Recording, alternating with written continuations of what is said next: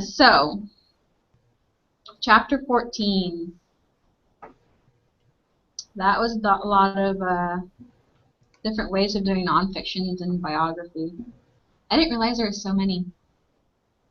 Of nonfiction books? Well, I knew there was a lot, but like the way to present biography, like the there. different volumes. Yeah. I just knew of biography and autobiography. Right? That's all I knew too. I'm like, there's more? Like that was kind of surprising to me. But when you read the descriptions, and then you think of all the biographies and autobiographies you've read, you can kind of pinpoint like, oh, that was this type. Mm-hmm. And it's like, oh, light bulb. And that's what I had to do for my jigsaw portion, was I had to look at some of them and kind of put them into categories. Mm-hmm.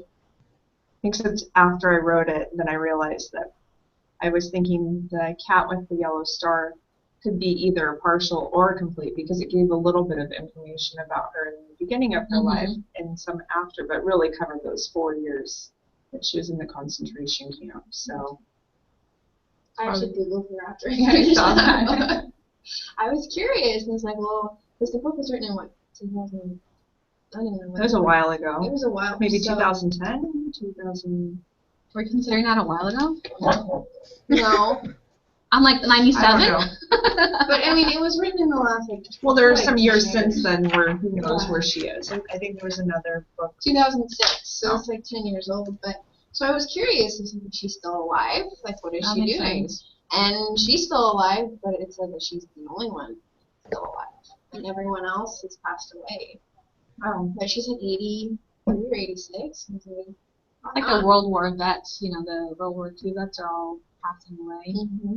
And before you know it, you'll have nobody from that era anymore who can tell you about that story. So it's almost like, well, yeah, my grandpa was like 18 and he just passed away at 90, so I think they're getting up there. Yeah. So, I mean, what I'm saying is like it's almost like you want to find them and get their story told before it's gone.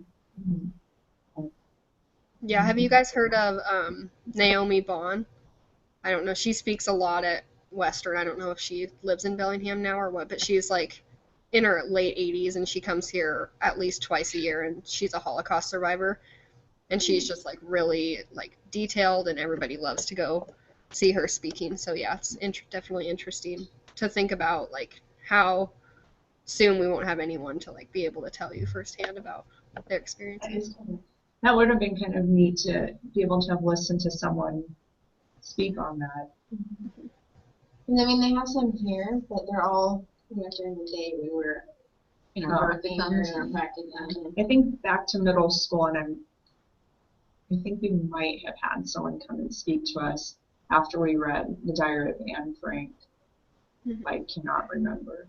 We might have had to. It's very popular. It's like the main book for learning about the Holocaust. So I took the opportunity when it had that Scholastic sale, and I bought a book. It's a very vivid book. It comes with a video, and it talks about the Holocaust and the survivors. And I'm like, must buy that. Because how many of these are out there? And it was a steal for $20, and it's only like $40. So nice.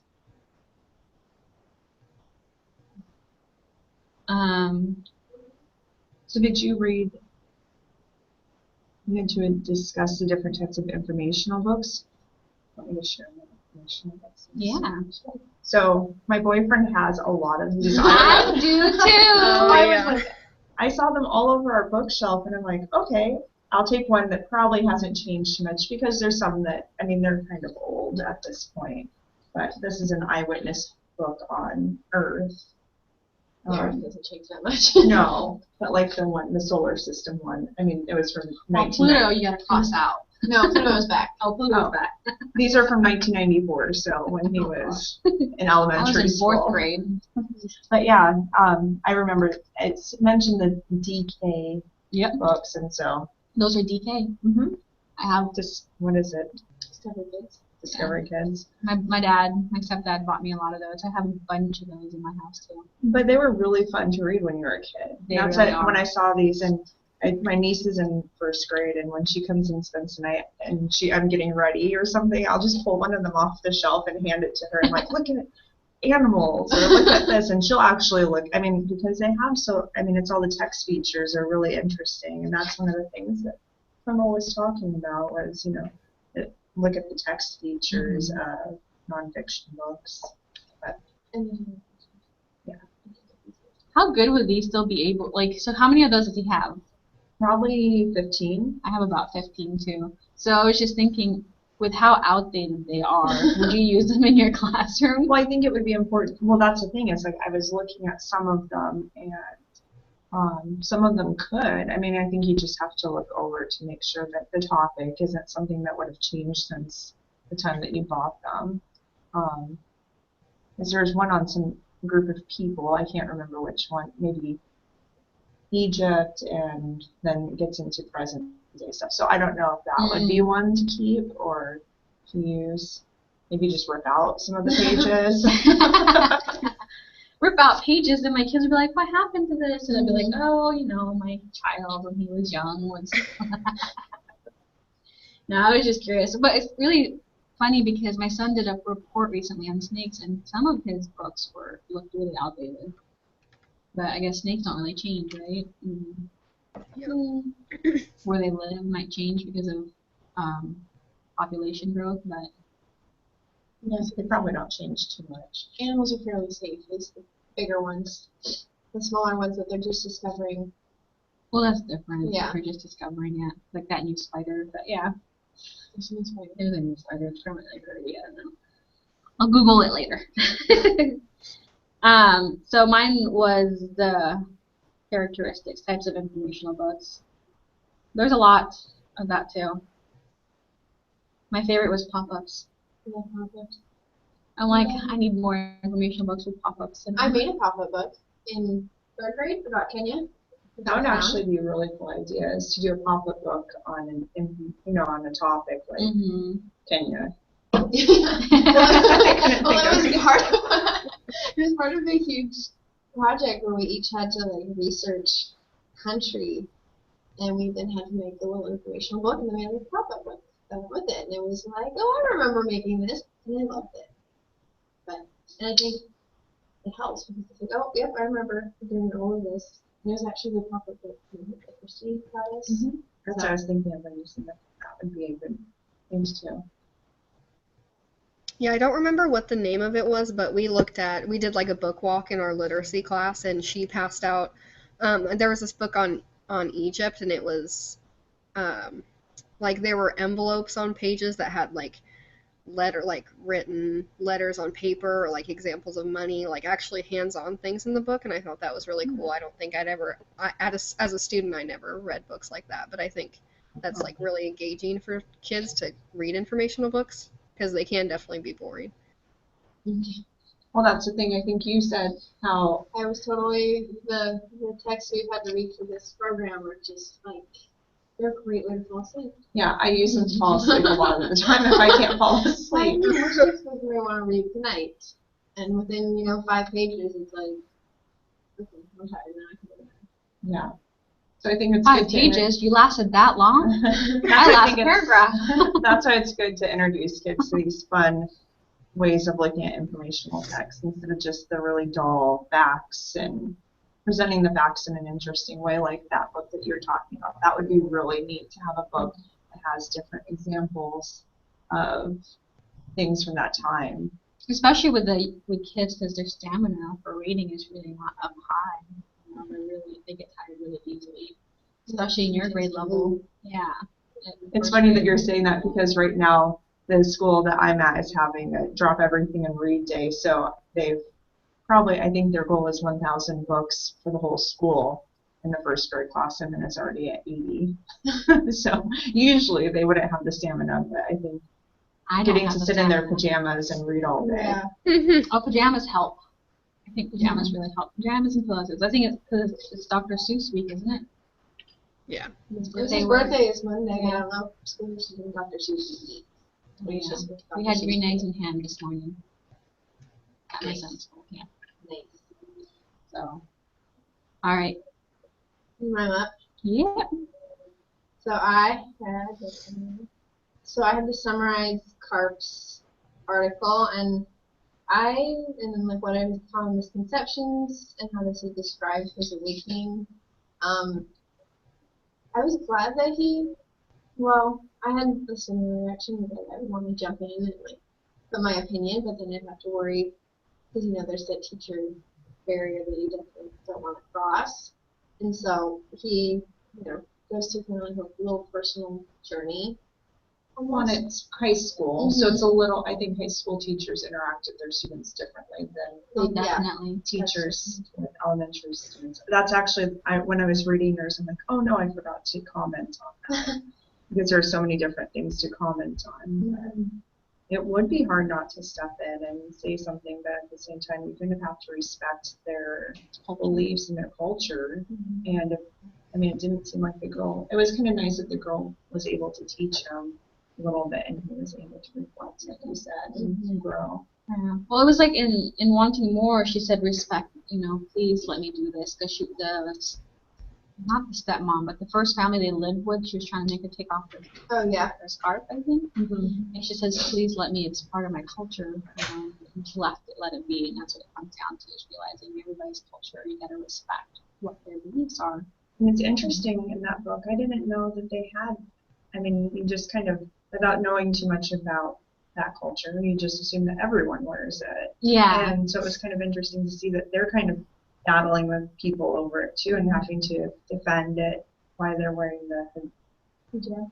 The hijab? She called it something else, though.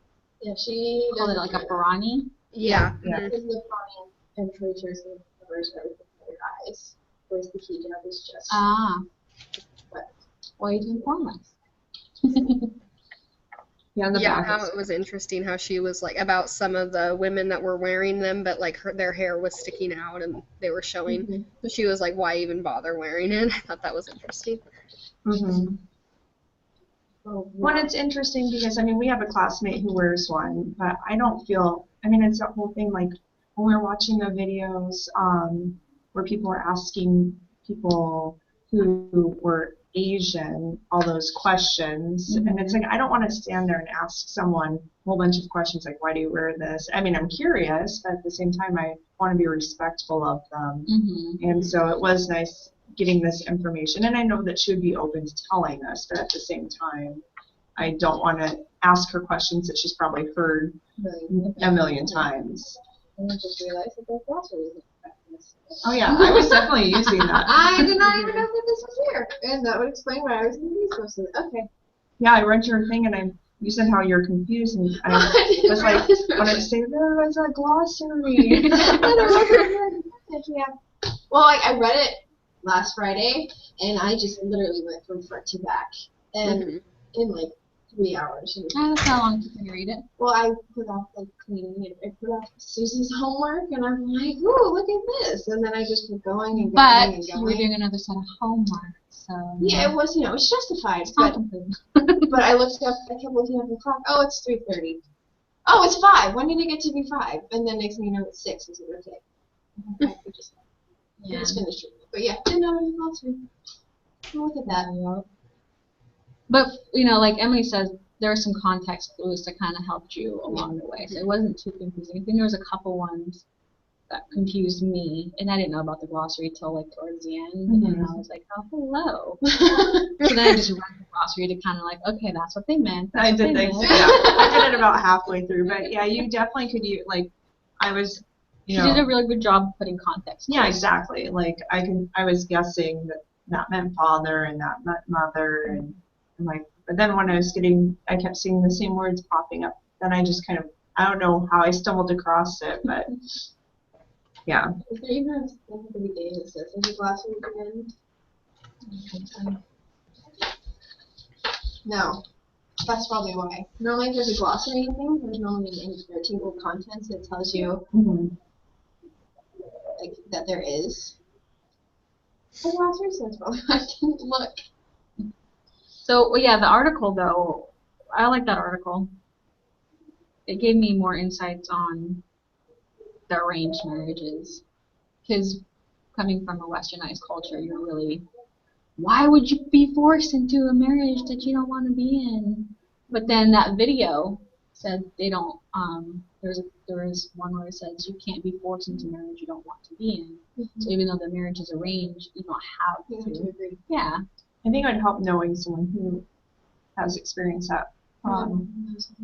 Does she? I think, and my boyfriend worked with someone she was about 28 or so, and she had been in an arranged marriage, and so when they'd all go out to lunch during work, she'd talk about it just without them having to ask questions. So he got a lot of insight into that, and she was really happy with her arrangement, and she loved her husband, but she had a lot of insight that a Westernized person might not understand, and so. I mean, and he passed that information on to me. I'm like, oh, that's interesting because I didn't know anything about Yeah. it. Well, it's funny when you think about it. We had, even Western cultures long ago had arranged marriages, you know, and it's just almost like people have forgotten that in the past that's how it was.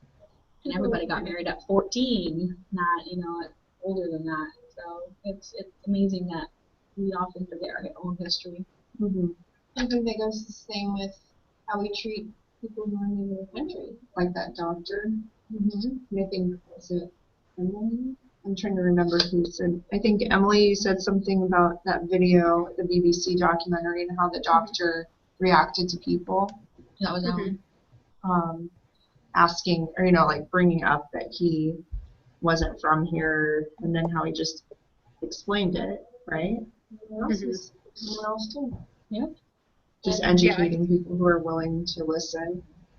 Yeah, That's I think kind of- education is definitely like the best way to get to know other, like how he said, educate them and let them get to know you and you get to know them at the same time, because they're both learning, right? He's learning about our culture and you're learning. Well, it's interesting. I think he said that he's been here for 35 years or something. We've been here a while. Yeah, quite a while. But the town that they were in, I was pretty surprised to see how how open they were to. I mean, it just seems like sometimes, I guess I have a closed mind about small towns. I just kind of assume that they won't be as open-minded to people who are different. And they seemed pretty open-minded to him being there, and they appreciated him as part of their community. So that was nice to see. Yeah. I also love the music that they introduced the small town with, like the really banjo-y kind of, and I was like, stereotype. Yeah. But yeah, Sorry. Oh no, you can go.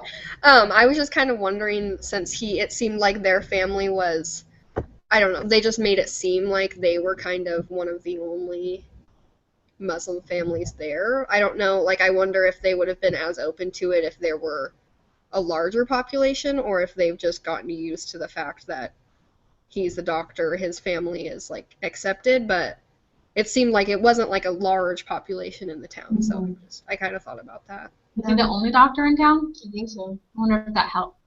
That's what I was. Yeah, if that helped him become more accepted because everybody saw him and And he got needed to him. know him, and it wasn't he wasn't alienated because he was needed, and he was able to integrate into the Western culture a lot easier. Yeah, Sen, I think that they had built, is it a temple? Mm-hmm. I think so. They had built it where people from other communities could go. It's kind of crazy to think that there's so many people in Detroit, 30,000, is that what it said? I don't know. No, maybe even more than I that. think it sounds more than that. Dearborn? Detroit. Oh. I don't know, it's just kind of interesting. And you can always tell when there's a predominant culture when they have a lot of writing that is in their language, on signs and whatnot. And so I thought that was interesting. I don't really know too much about Detroit.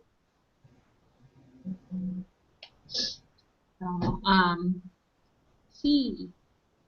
So mine was just talking about the different types of biographies, and then looking at the book that Dr. Wiggins read us, the Eleanor, and looking at the Cat and the Yellow Star,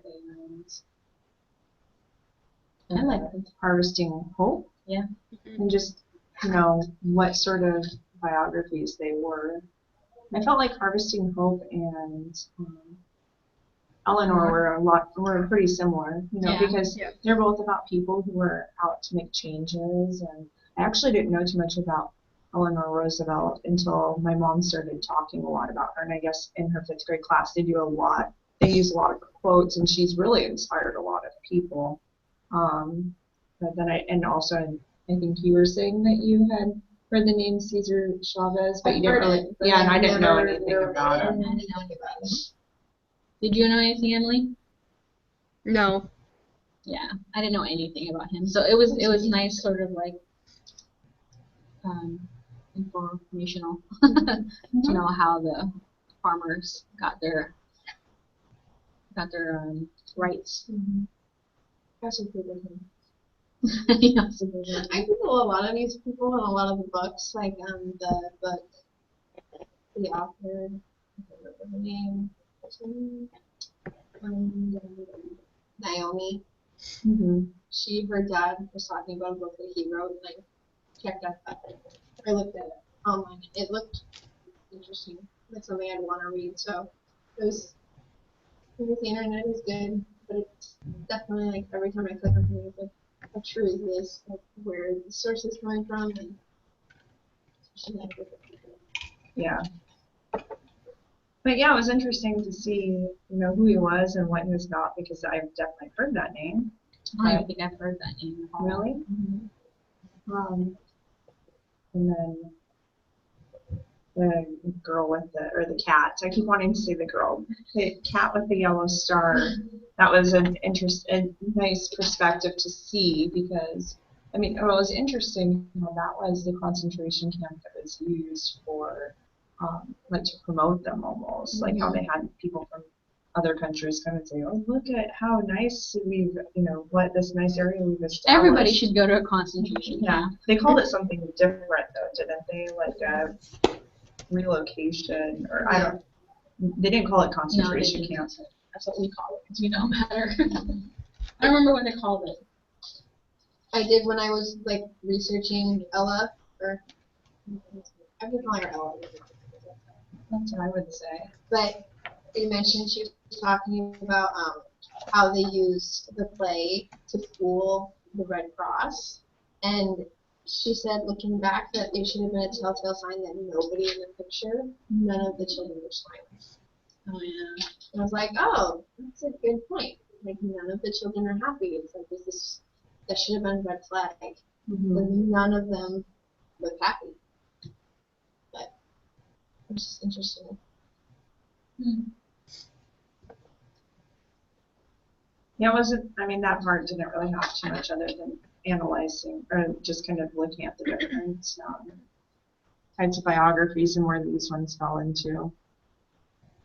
Yeah, I don't know if I just have kind of tuned it out because I've never really been interested in biographies, but I feel like the ones that I read as a kid weren't like this, or at least I don't remember much that I read as a young student, but as an older student, I think I read a lot of the chapter book formats, and that's why I didn't really like them. But go ahead. No, you go ahead. I don't know if you've seen they're little books, but they're Who is King Tut, and they're kid friendly, and they have cartoon pictures. That's what I was gonna bring up. But Tori had talked about those, and it seems like we took a social studies class a year or two ago, and we had to do something. We had to do different units, and my unit was a 3rd grade unit on Sacagawea, or there's different way people. Yeah, people. You say whatever, and I say Sacagawea. But so I actually used that book. Was Who is Sacagawea, and it just looks like an interesting book, and I think it is probably 3rd grade appropriate. Yeah. And you said that you had them in your classroom? Well, I had them at the schools, and we had a lot of higher reading kids last year, so they would check out the Who is. But in the 3rd grade class I was in, they had tubs and tubs of them. But the cover is really appealing. I love that cover. So I think that gets just it goes back to chapter 14. Appealing covers is what grabs kids. Yeah, because it's a giant head and a cartoony looking and now they picture. have more. They have Who is who, what, who, the where is, and what is. So they move from people to places to Things. things. Yeah. So this series is going to be Shows the popularity of it. I mean, Yeah. And if it's obviously, getting kids engaged, then yeah, keep Well, the biggest Wow. thing Chapter 14 said is that pick up the book and go through it. If you're not interested after a minute or two, if your kids are not going to be interested in that book either. It's not going to be engaging enough for them. So there's this, I wish I had bought it, but there's a series and they're kind of, I'm seeing them at bookstores all the time and they're kind of like a square book and there's one on the periodic table and it's very appealing cover. And one of my dad's parents in his class actually works for the publisher, so he gets given them for free. And originally he thought that they were going to be really interesting, but they were the most boring books to read. And I mean, that's a really that's a good point because and he has them in his classroom, but I don't think the kids pay much attention to them, and they're highly capable fifth graders, and they're like too boring. Oh, yeah. But no, I think that they were trying to appeal to kids in the way that they're presenting it, but it's not. But then you open it and it's not the same appeal. Yeah, exactly. So I thought that, when you said that, that made me think of that. I wish I knew what they were called, but.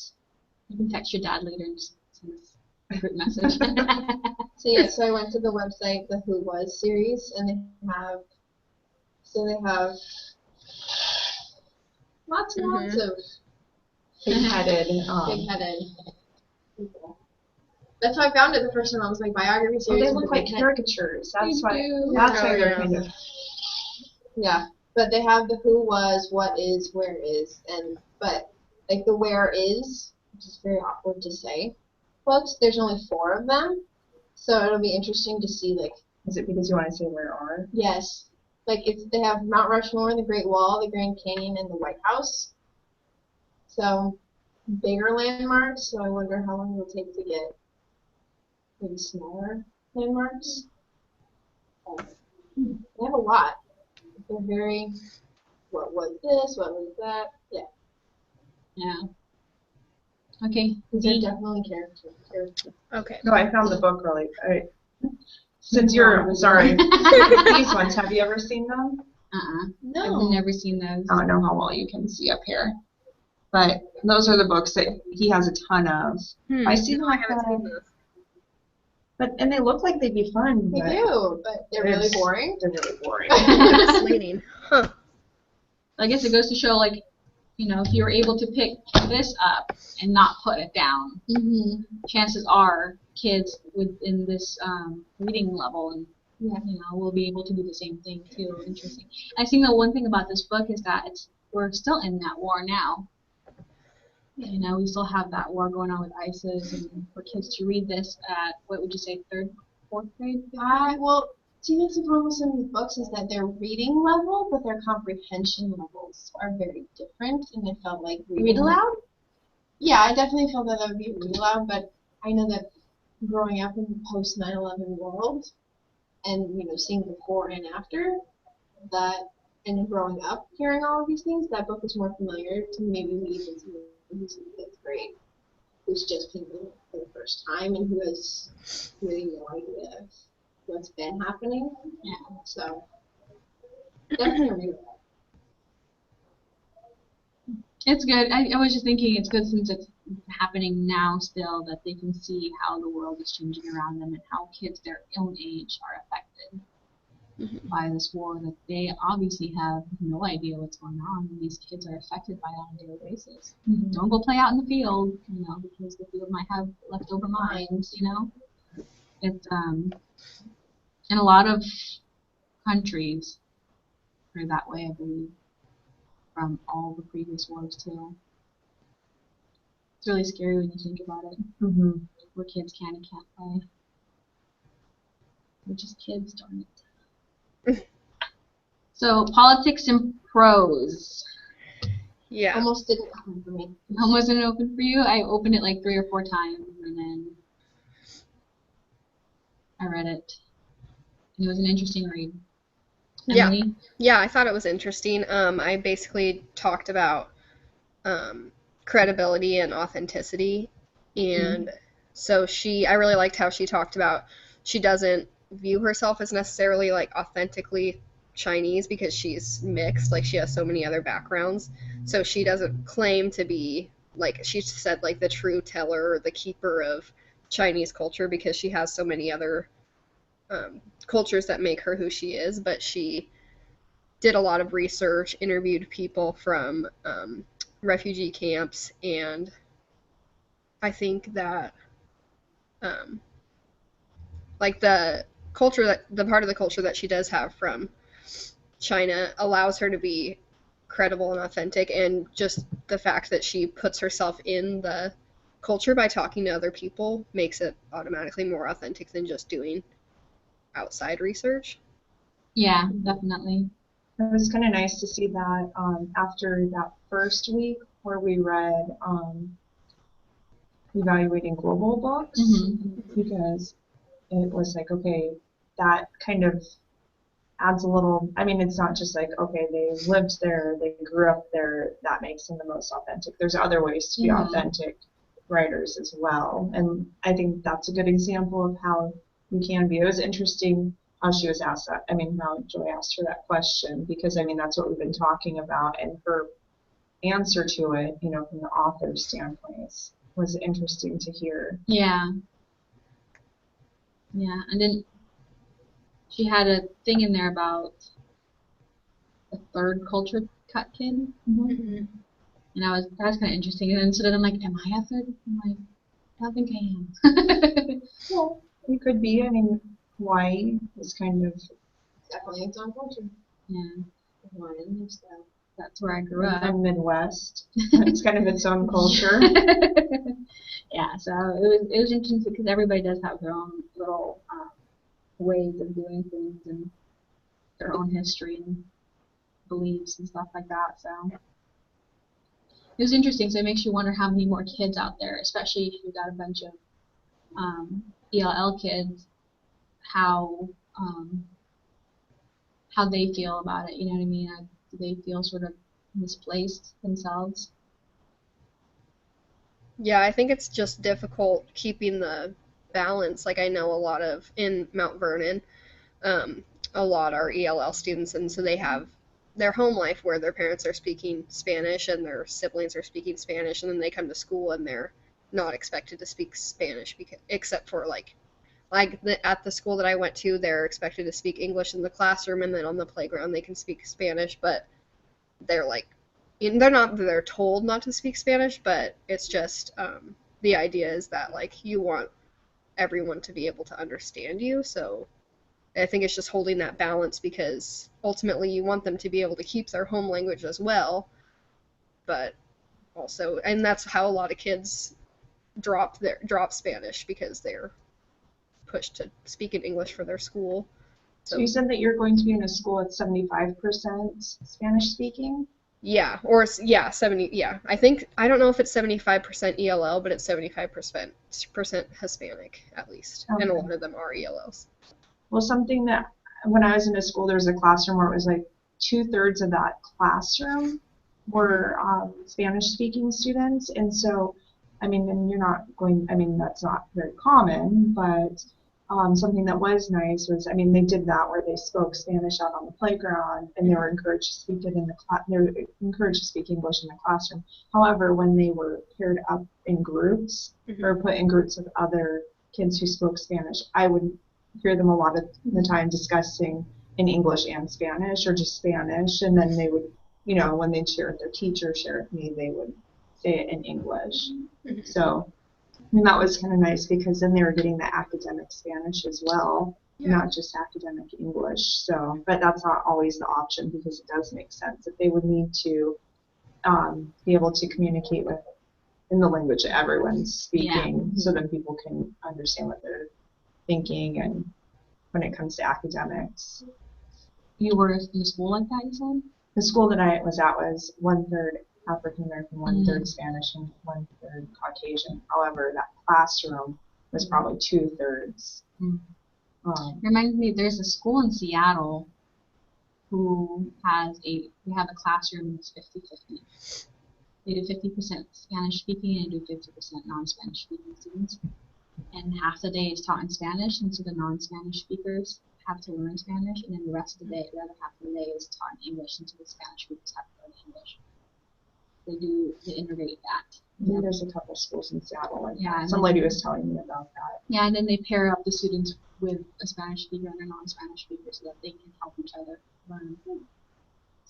So it's nice because you're showing acceptance for both cultures. It's not just, well, you were here, you learned this, you know what I mean? So it was nice that the kids felt that they could, speak their language without being punished. Or losing their language because they're not speaking it at school. Exactly. Because they're not going to go outside and talk academics. Yeah, no. Just go and discuss the biology and this, or we can talk about video games. Yeah, it's interesting. Which one was your guys' favorite book? I'd say wanting more. Is that how you would say it? Yeah. Mm-hmm. So I think That's how I was saying it in my head. I tried to Google it, but there's not much information on it. What about you? Me? I don't know. I mean, they were all good. Mm-hmm. Probably wanting more. Not a hard time. A harder time than I had a hard time getting through that too. It was a little, towards the end, it was like a lot of information coming. I mean, I'm just like, okay. Well, it was nice of wanting more to just get other perspectives and give a little bit more inside information on that. Just like how they feel over there. It's interesting how they perceive Americans, and I mean I could get into a whole other thing on that, but I mean it's like I think Joy mentioned something about that before her video that she had to watch before going to Jordan about when we think that we're helping them, we're actually hindering them. Yeah. So I like this book because there was a lot of information. Like, I think the news, like, I know you don't like the news particularly, because I think the news really portrays the Muslim culture really badly. Every time they talk about something, you can almost hear the newscaster going, no one has claimed it, responsibility, but we know it. You know what I mean? people like that guy Mhm. who's like, not all Muslims are terrorists, but all terrorists are Muslim. I'm like, okay, Right? Yeah. that's a really judgmental comment to be saying, and a lot of people will believe you because you're on TV. And yeah, and this girl, she kept her faith, and she kept using her faith to find peace within herself. Don't get angry, don't get angry, don't get angry. It's really, when you think about it, how peaceful it is, and how, her mom, before she passed away, was trying to instill with her, be pretty, be good people, I don't remember the saying, but I remember her saying, be good. And I think if you can't be beautiful, be good, or something like that. yeah, but towards the end, when Then she said, people something. and she repeated it to the little girl at the end.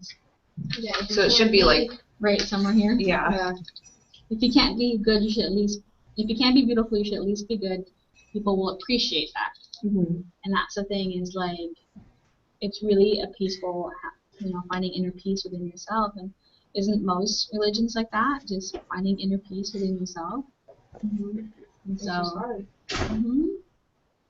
And I think listening to our classmate talk about it, and the little she's talked about it, she has mentioned what a peaceful religion it is. So, I mean, it's been nice knowing someone who,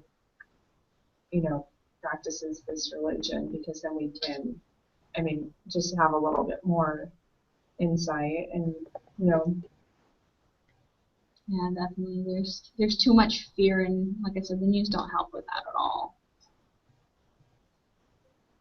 I remember the first year after 9/11, how anybody that had a headscarf on or any of that, people would literally like move to the other side of the street to avoid them, and the animosity towards them, and it's just like, that's not okay. Mm-hmm.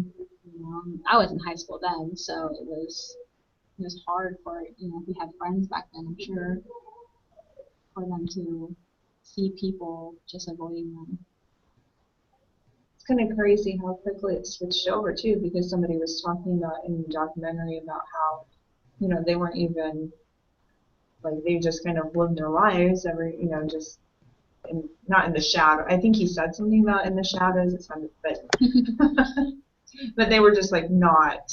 The spotlight wasn't on them until after 9/11, and then it was just like, Yeah. Totally did a 180, and they were definitely the focus. But they're not the first religion to really be. Yeah. One crazy thing. You have Christianity with the march. Whatever, I don't remember the name. Marching into. It's a lot of history. Sorry. I'm like. You, Emily? What was I gonna say? Just how who was the wife of the doctor in the documentary was saying how she is like constantly questioning her faith, and I think it's just ridiculous how people can make others do that. Like it's not as common at all with Christianity, because it's, I don't know, widely, just because how they were talking about how many churches there were, at least 17 or something of the. For a town of 4,000 or 5,000 Yeah, people. I was like, And it's like an event would not make everybody that's Christian question their faith, but the fact that because you're following a religion other than the mainstream one, to be constantly questioning your own faith is just. What? The Oklahoma City bombing was a man who was Christian, and that didn't affect Christians. I mean, it didn't. They weren't persecuted, and they weren't, like you said, they probably didn't question their faith because of it. So it's kind of crazy how just because it's not the mainstream religion. Right. They probably just thought it was one bad person, right? Whereas Muslim, 2000, like 9/11 happened, and so they expand it to the whole population. But if there's something that happens with a white Christian person, it's they did something bad, but it doesn't expand to the rest of the religion. So. Yeah. So did you have a favorite book out of the ones that we read? Wanting More, I think, definitely. Yeah, I was able to read it in about 3 hours. It was intriguing. I didn't like how it started. It was just so quick. Like, Mom died. It was just like, well, we didn't get a history of Mom. How do I get? Well, she kind of went back to it throughout. She went back to it throughout, like how my mom did this, but it was just so like all of a sudden in your face, like. Oh, she's dead. Yeah, and then now we're moving, and now but I'm sure that's life. That's reality, really. Yeah. And that's how her life was, and can you imagine being that age and just all of a sudden that's happening to you? Yeah. So I brought another book too, biography, because I thought we had to bring a biography. I didn't know we had to bring nonfiction. Want me to share it? Yeah. So years ago, my friend took me to a concert to see this guy from Somalia, and it was really interesting. And so You write a book. Yeah, he wrote a book, but it was really interesting because I was on the floor with a whole bunch of Somalian people and Ethiopian people, and I looked really out of place, but it was so much fun. And his main song is called Waving Flag. Have you ever heard of Kanon? That was really interesting. So I mean, and it's I evaluated it according to all the stuff that we look at, and the pictures are That's pretty. Yeah, and his grandfather was a poet, and they lived in Somalia, and they had to leave because of the war that broke out, and they came to the United States as refugees, and they didn't have the correct paperwork, so they had to go to Canada. So it was just really an interesting book, and I think a lot of kids could relate to it if they came from other countries, for various reasons, or just because of it being dangerous over there due to wars, and it was just keeping hope the whole time. And then, so it's a story behind the song Wave and Flag. It was kind of interesting having seen him and not really knowing that background, and then seeing this at the library and grabbing it. And That's pretty neat. yeah, and he stayed strong due to the poetry and the ability to sing and express his feelings. I see Non now and I think of bread. Yeah, that's well, I knew his name was Kanon, and now when I saw how you say his name, except I'm so mad because I have a CD on my iTunes, and I keep trying to delete it, and this song keeps popping up every time I plug my phone into my car. And it's like, so I've heard this song probably 200 times in the last year because I charged my phone.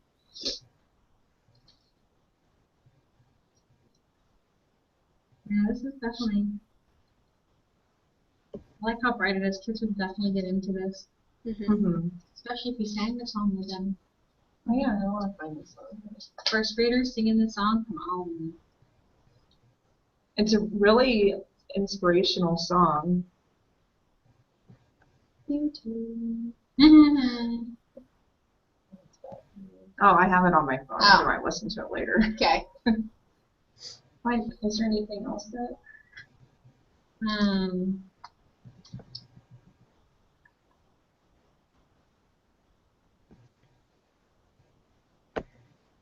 So the one thing I noticed, we all had the same. Well, Tori and I had the same thing about how the window. Oh, not the window. The mirror. Oh, and I started to see how it was hard to find a connection. But we also had the same thing where we all saw the struggles and overcoming those struggles for them, and how Emily said, I think, how she found these ones more interesting, the more intertwined they were with the personal stories, and, as opposed to just flat out just facts. So. Yeah, I think since it was focused in on a girl, I'm sure that we connected with it more because we're females as well, but like just one family and her story, like it is about Afghanistan and the time period, but it's not just about, oh, this is what happened, but it's actually about who it affected. Definitely.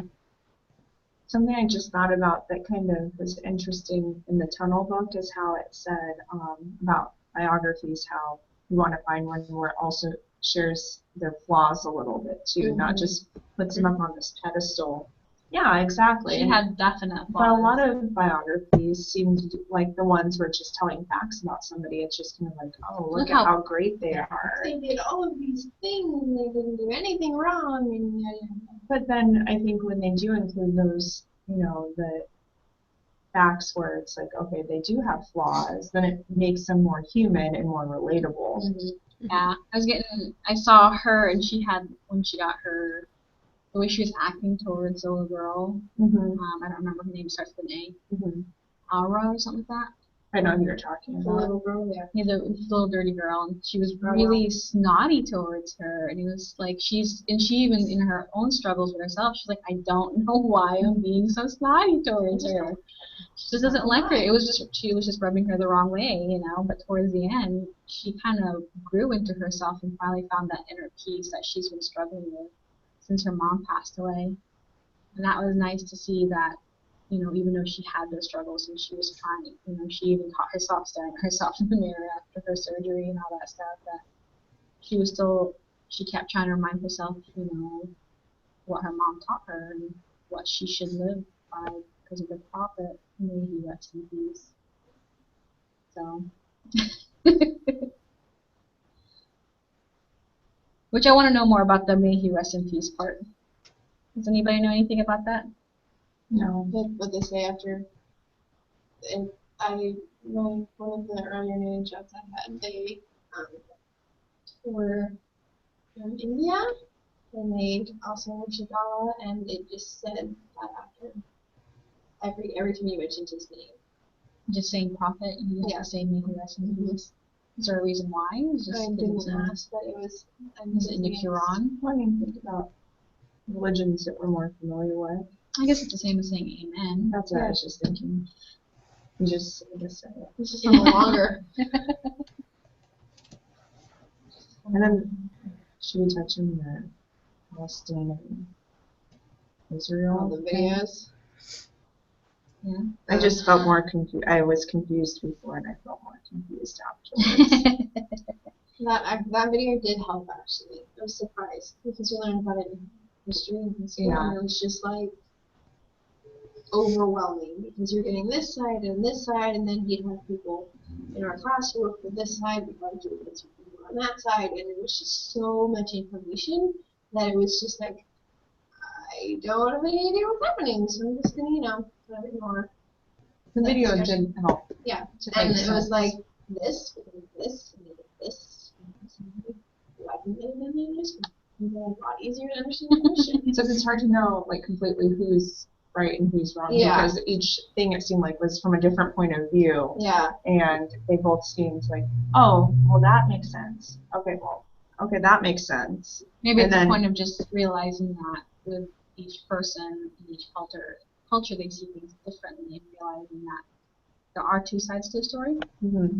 That's a good point. and yeah, that they may not see it this way, and as a third person, this is where we kind of try to see how each other is seeing it, because if one can put themselves in the other one's shoes, maybe the conflict can help start being resolved, as opposed to, well, I say this way, well, I say this way, you know what I mean? And how long have we been I discussing know, it? I don't want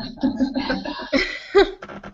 Religion is one of those things that's just so touchy. Mhm. Seems like it causes a lot of problems. Well, it's been since history. We've had fights over religions. It's really like wars in the Yeah. world. It seems like land and religion. And the religion, I think a lot of it is because it's so deep in people.